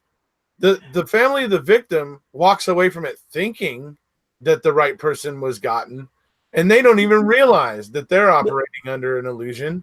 Right. So they've been lied to. One sad part of it right there, right? They've been lied to. Yep. Exactly. Yep. So that's one sad part of it right there. But then you have the family of the wrongfully convicted, and they know they're victims. They have no illusion about it. They know that they're victims. Then you have so we have one set of victims that doesn't even really know they're victims yet. We have one set of victims that absolutely do know that they're victims, and then we have the jackass that's still out there committing crimes and possibly doing violent crimes on other people amidst all of the pain that's happening. Amidst the wrongful conviction itself, it goes further because then that jerk who didn't get got is out there creating more victims. And who knows how many more before that person comes to justice. Yeah, we know that. Or some agency decides, you know what, let's get this guy off the street. We know that from Making a Murderer when Stephen Avery was in prison the first time. we know that the real person went out and did it again. It just, I mean, if you're in law enforcement, I just don't understand what goes through someone's head when you know someone's innocent or you can't prove that they're guilty, but you just start making stuff up in your head that, well, they got to be guilty, but I just can't prove it. I know they're guilty. I know they did it, but I can't prove it. So I'm going to fabricate this stuff. As a law enforcement or prosecutor, where does that ever, how does that get popped into their head? Yeah. I don't know if they, I'm asking like people watching, is there just a bunch of pressure to have a case solved? So you just want to tell the family, all right, we got the person, it's done. Now, then you tell your buddies you work with, now they're going to quit bugging us. We don't have to worry about that anymore. We got someone locked up for it. At what? I just don't understand how they process this. Let's frame somebody, or I don't have enough evidence to prove that they did it, but let's go ahead and make it work. I don't understand. It just seems like bad business, right? And when you're in that line of business, you're held to a higher standard than that. And I don't care what any of your coworkers are trying to get you to do, or, you gotta be better than that. But it happens so much. You know, I really think that maybe there is some point where I think that some of them probably thought that maybe Stephen did do this. You know, I think maybe they thought, okay, he might have been involved because she was out there, but did they even know she was out there when his name first came across the radio? Do we have Stephen Avery in custody? Right. I mean, did they even know she was there at that point? Right. For his name to come out there before any evidence was, Right. I mean, come on, man. Yeah. I mean, Right. right there, when his name came across that radio, do we have Stephen Avery in custody? Right. Why would you have him in custody if you don't have evidence? You don't have a body. You don't even have you haven't even found the RAV4 yet, really? Yeah, because you can't even detain anybody unless you suspect them of committing a crime. You're about to commit a crime. I mean, you can't even detain anyone. Like if you're walking down the street and a cop just pulls you over and said, "Let me see your ID," and you say, "I don't want to show you my ID," and they say, "Well, you're detained." Like, what crime have I committed? What crime do you suspect me of? They can't even detain you for that, but they're bringing his name up, already, and you're like, is the person just missing? Well, I mean, that was there's so many things in this case. It's the kind of prejudice you don't want to be showing as a police officer in a situation like this. And I'll tell you what, here's one of the takeaways that I've been kind of coming up with in the last couple, I don't know, month and a half since I started going live, so much. And for me, it's one big thing. I hope law enforcement agencies across the country right now are looking at what happened here in Manitowoc, and that they are looking at what happened with Stephen Avery, and that they are understanding that if they ever go after somebody who's already been wrongfully convicted once, and you want to run a crap investigation like Manitowoc, Calumet, state of Wisconsin did. Sorry, I'm laughing at Falcon's comment asking if I'm a sovereign citizen. With the Halbach investigation, if you don't, I mean, if you're not taking an interest to make sure your department doesn't come into this kind of conflict in the future, then you might be missing the point. If nothing else comes from this, I hope that law enforcement agencies just make sure that they dot their I's and cross every single T and make sure everything is in line whenever they deal with somebody in the future who's already been wrongfully convicted once. Because if they've been wrongfully convicted once and you don't dot those I's and don't cross those T's, you're likely to have a bunch of people picking you apart, like Manitowoc and Calumet and Wisconsin have now. Yeah, but we know why they did it. I mean, there was a big lawsuit, and I just want. I'm just saying it's going to be good for people in the future to dot those I's and cross those T's in a situation like this. So. Yeah, and I do want to respond to Falcon's question there. I'm not a sovereign citizen, but I do know what you mean by that. But I am a firm believer that we don't live in a Nazi Germany type world where law enforcement can just stop you and ask you to show your papers because they suspect you of being suspicious. Being suspicious is not a crime. Right. But no, I have my state issued everything. So, but I do know that if I haven't been suspected of a crime, I'm not committing a crime, then I know that I have a lot of rights. But no, I'm not a sovereign citizen, although I've thought about it. But I like to travel on the roads, any road that I want to. So I don't want to be stuck only having to travel certain roads. But anyway, for anyone that doesn't know what a sovereign citizen is, it's something that you could go look up and look into. It's kind of fun to read about, but it's not for me. For living out here on the country with livestock and stuff, it doesn't work for me. And then also, I did see Thomas Hence's name through the chat. I know Thomas used to make a lot of comments on my videos back in the day. So, hello, Thomas. I know we didn't agree probably with a lot of things, but it is good to see your name come up here. And another one was Rabbit Snare. I don't know if Rabbit Snare comments on your channel or not. Rabbit Snare.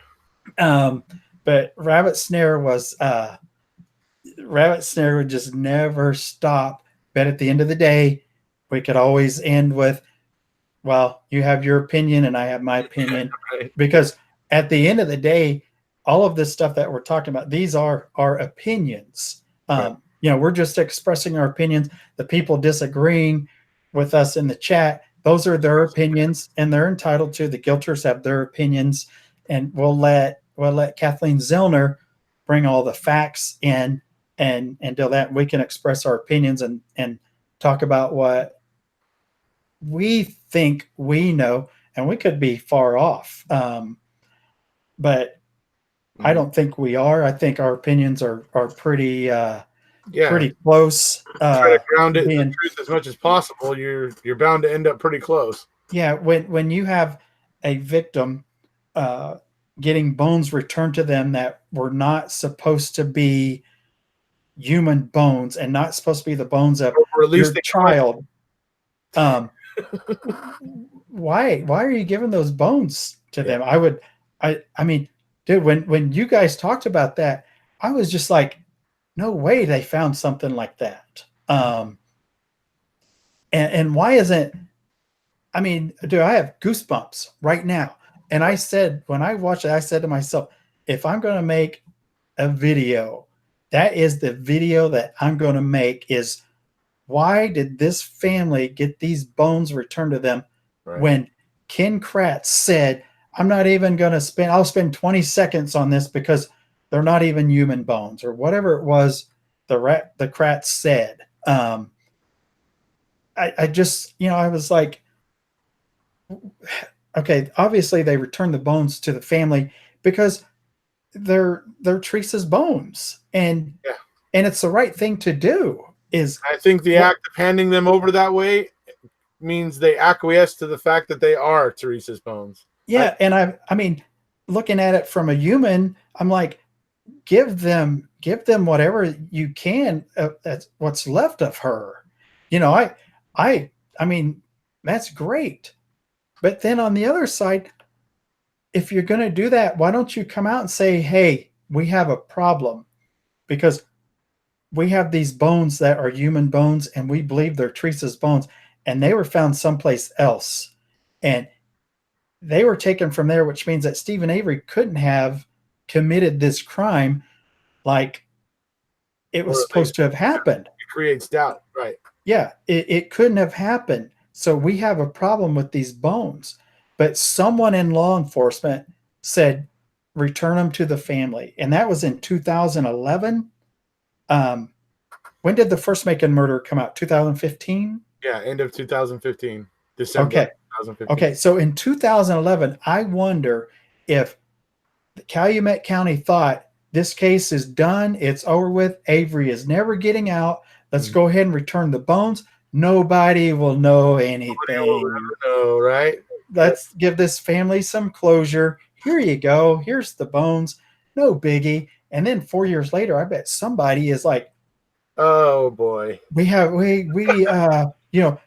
and oh boy. I mean, I think the cars here, someone saying the cars here in the background was big, but I think what you guys discovered, I think this is the biggest thing from the case that's ever been brought to light, along with oh, thank you for saying so. The one, no, I thought when I heard it, I mean, I'm not going to kid you. Doing very well, so I was just like, what? And then you showed the document of the bones. You could back it up with the document. Yeah, I was like, no way they did that. No way someone was that careless.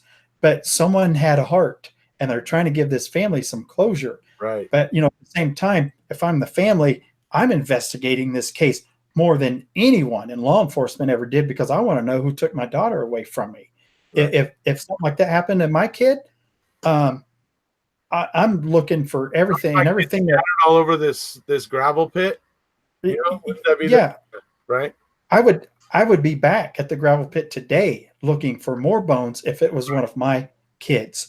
I would look for anything that anyone brought to me. I would question it, go, okay, let me dissect it and see if this works, if this evidence that you say you have fits into what happened. And if it doesn't, then I'm not buying it, But Man, I think that's one of the biggest things. And the other thing that didn't get a lot of press was the newspaper article where you might do a video on this. When she first went missing, there's a newspaper article where her brother, what's her brother's name? Teresa's brother that talks a lot. Mike. Mike. Okay. There's a newspaper article where Mike is quoted like the day after she went missing or 2 days after she went missing, that law enforcement informed him that they found the vehicle, but there wasn't anything. What was the words that he used? There wasn't anything in the vehicle that would have shown any violence or anything like that. I don't know if you remember that newspaper article, but if anyone's out there searching, you can search like Teresa Halbach missing and read the newspaper articles like a couple of days after she was missing. But Mike quotes law enforcement saying that there wasn't anything suspicious in the vehicle that would lead them to think something had happened to her. Right. That's in a newspaper that Mike quoted to a newspaper. So if law enforcement found the vehicle and they're telling the family we found it, but there was nothing in the vehicle that alerted us to anything, then there's a problem there, because then all of a sudden later there's blood in there. There's blood splatter that you can see clear as day. So that newspaper article did not get a lot of press. I did a video on it, but I didn't do the video very well. But you can find the newspaper article. I looked it up like a year ago. I believe the Wrecking Crew may have that article on the website. They've created a little website to keep some of their information straight, and I think they may have that article on there. Yeah, but obviously the Wrecking Crew, if you know what he's talking about or are interested in what he's talking about, search it out. I believe isn't that the same one where he talks about they want to start the grieving process? I think he did talk about that. Yeah. So that's the one he's talking about, folks. If you want to add that to the website or whatever. But yeah, very interesting document. So. But yeah, you have that newspaper article. You have bones being returned to the family. Allie's going to post it in Hangouts. Go ahead. Sorry. Yeah, there's just too many things that don't fit, except if you're framing someone. If you're framing someone, then everything makes sense. It makes total sense. But right. we told them that there wasn't anything to be alarmed about, because there wasn't. But then we thought about 36 million other things that we could help figure out. So, hold on. You're not texting me, are you? I'm not, no. Okay. All right. Let me just make sure that. Go ahead. All right. Anyway, that newspaper article is very interesting. Yeah, absolutely. And like I said, the stuff that you guys found, the bones being returned to the family, and I know I said it like 4 or 5 times, but Jiminy Christmas. Yeah. Yeah, no evidence of harmful acts. There it is right there. Yeah. That's what Mike quoted, that law enforcement told him there's no evidence of harmful acts. Right. So then I mean, so someone from law enforcement spoke when they should not have. Right. Before, right. Someone was being honest with the family. But so that article, I think that article could have a video done all by itself. And I would like to know which officer said that to Mike, and find out what did that officer mean. They said no harmful acts. Obviously it means there wasn't any blood found in the vehicle. So anyway, it's a bad deal for a lot of people all the way around. Right. Especially, I mean, for her family, Stephen's family, Brendan's family. There's a lot of victims, and for anyone that Allie, blood all over the car means nothing. When you were talking about law enforcement and prosecutors not having biased opinions and doing things that weren't right. Right. If anyone wants to go, I hate to do this because I'm a big fan of Harry Connick Jr.'s music. Yeah.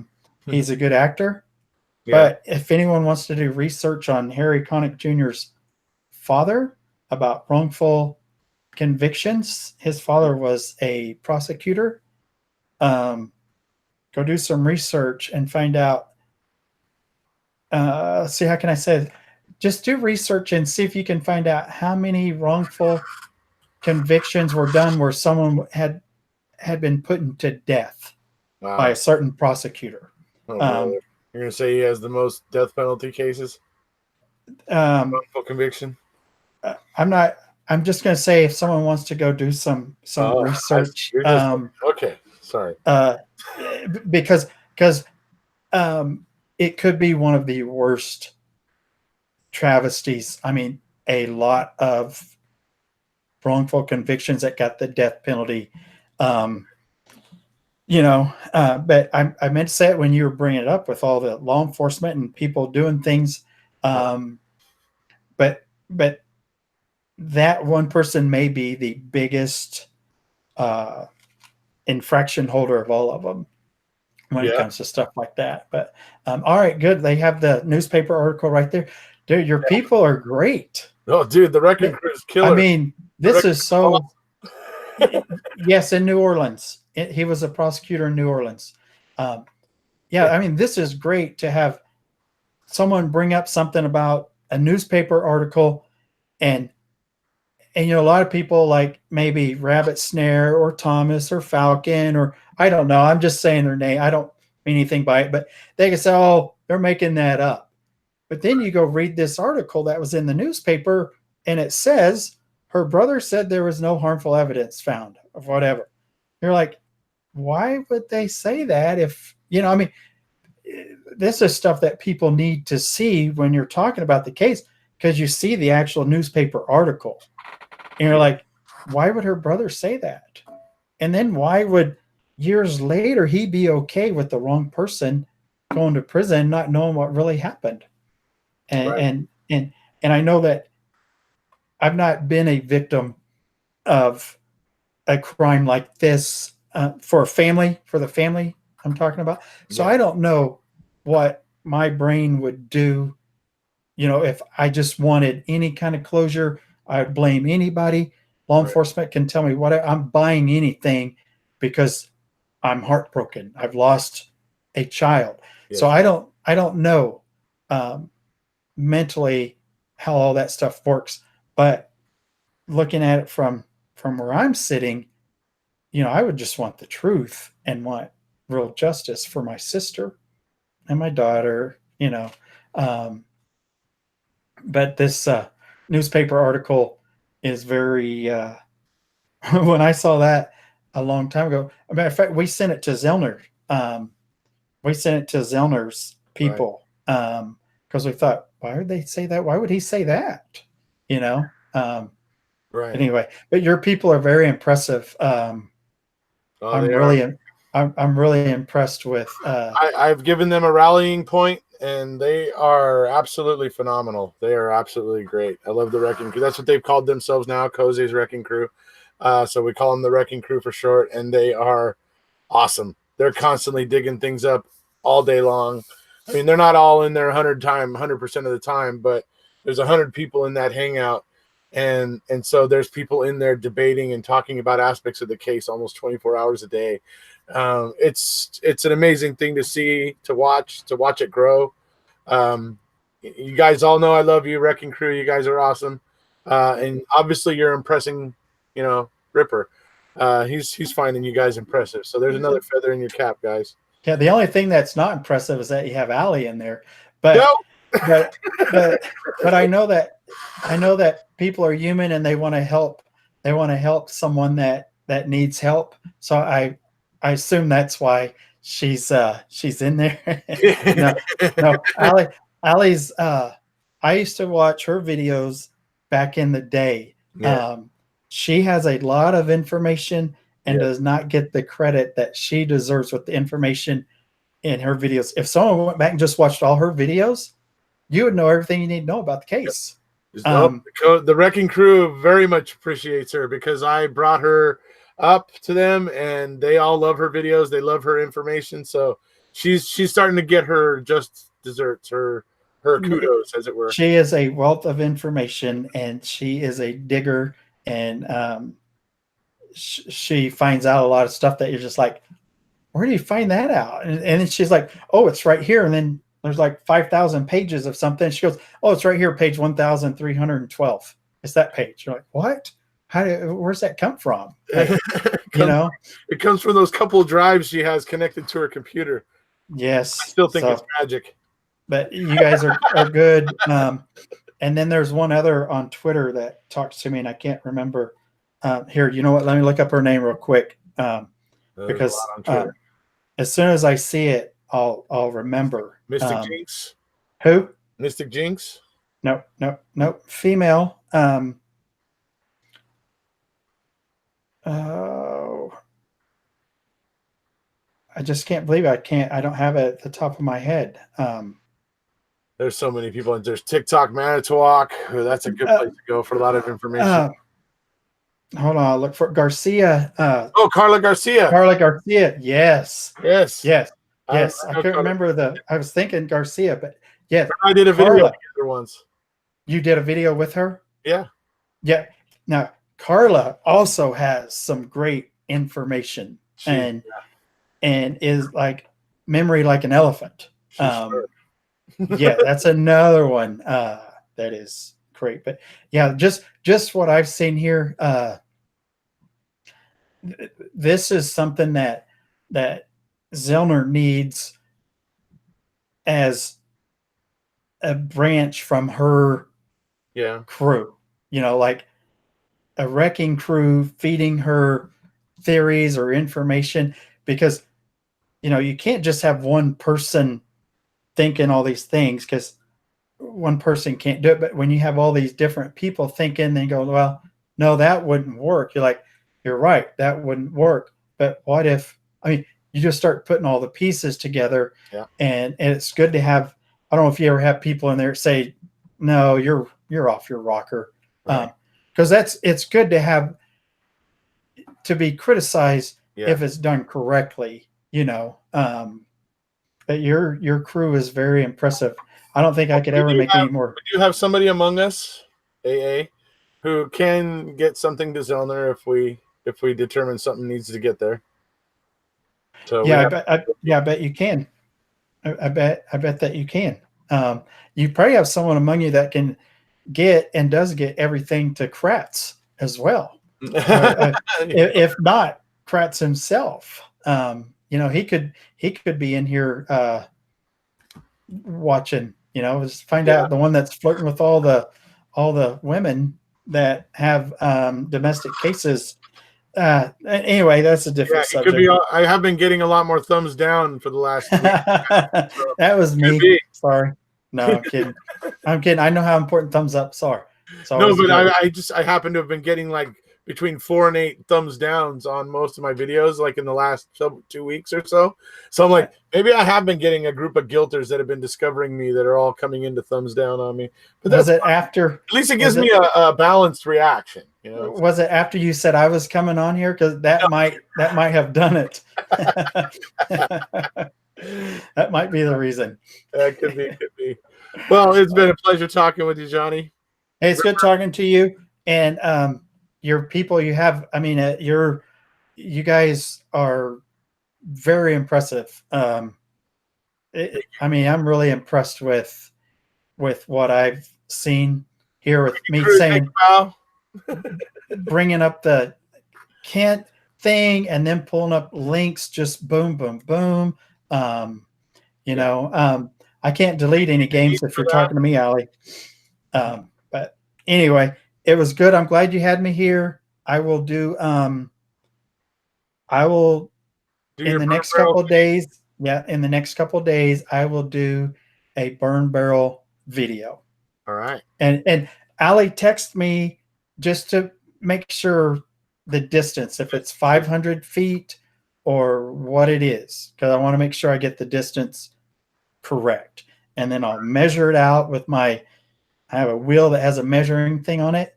I'll use that and I'll measure it out and I'll do a video on it. Alrighty. All right. Hey, everyone, thanks for watching. Hopefully everyone did the thumbs up. It's great talking to you. Oh, it's absolutely great talking to you. It's been a while, dude. It's good to see you. All right, everybody. See ya. See you guys. We'll see you guys maybe a little later tonight on my other channel, by the way. And I'll play a little Stacy Seabrook then. Sorry for I can't do it right now, but if you haven't already, please hit subscribe. We'll see ya.